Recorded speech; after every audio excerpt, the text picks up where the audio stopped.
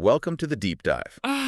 Look, we know you want to get smart, fast on the things you care about. Absolutely. So today, we're zeroing in on golf, specifically those tricky short and middle iron distances. Yeah, crucial shots. Our mission, simple, pull out the key stuff from a golf expert, figure out how you can really dial in those iron numbers. And it's way more than just hitting one single yardage. Right, forget that idea. So let's start where our expert does, building a reference point. For him, it's like a stock 133-meter 8-iron. That's the baseline. Your sort of standard, good conditions swing. Gives you something to work from. And this is important, you got to ditch that idea that, say, your wedge always goes 110 meters. Exactly. That's kind of a myth. Conditions change constantly on the court. Okay, let's talk conditions. Temperature. Huge difference. Oh, massive. You could see like 5 to 9 meters difference between a cool morning and a warm afternoon. That's almost a full club difference. Wow. And that's not even counting altitude, time of day, wind. Right, they all stack up. It's like you need a mini weather station out there sometimes. Okay, and what about the ground? The lie? Big impact. If you catch some water between the club face and ball. Like hitting it a bit fat. Yeah, exactly. You'll actually get more spin, usually, but the ball won't go as far. And the first cut of rough? Typically knocks off, say, 5 to 7 meters. Just enough to mess things up. And the grain of the grass. Does that really matter? Oh, it does. Hitting into the grain, the ball tends to launch lower. Contact might be slightly lower on the face. More spin. Less distance. Okay. And down grain. Club slides through a bit easier. Can add a little distance. Interesting. Now, what if the ball's sitting up nicely?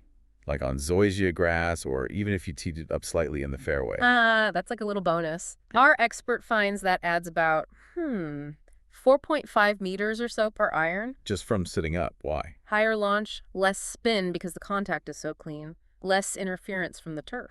So with all these variables, Yeah.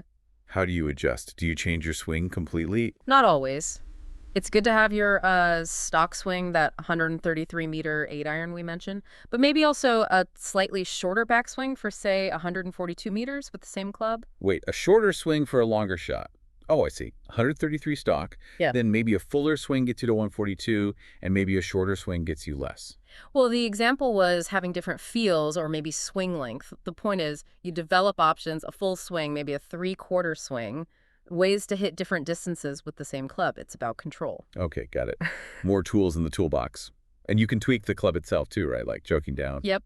Choke down an inch, you'll probably take off about 2.75 meters, maybe 3 yards for those thinking imperially. The shot usually comes out lower too, flatter, maybe rolls out a bit more. And messing with the loft, like opening the face. Sure. Every degree of loft you add or subtract changes the distance by about that same 2.75 meters. Opening the face adds loft, so it goes shorter. Maybe add some backspin too, which can be useful. So it sounds like the expert's process before every shot is pretty involved. It is, but it becomes quick. It's a mental checklist. Okay, what's the lie? Temperature, wind doing. What shot shape do I need? It's that constant assessment. Understanding all those little nuances leads to precision. That's the key takeaway, really. Hitting good iron shots isn't just about having a repeatable swing. It's knowing how everything else affects the ball. Right, so you need that baseline number, your stock shot. But then the real skill is learning how the weather, the ground, the wind, even small adjustments to the club or swing, how all that changes things. Exactly. You move beyond just, this club goes X distance to, okay, in this situation, how far will my shot actually go and how to make it do what I want. Okay, so here's something for you, the listener, to chew on. Next time you're out practicing or playing, start paying closer attention. Notice the temperature difference from the first tee to the 10th. Feel the lie. See the wind. How might factoring those things in consciously change how you pick your club and approach the shot? Could that be your path to better iron control? That's the deep dive for you to explore.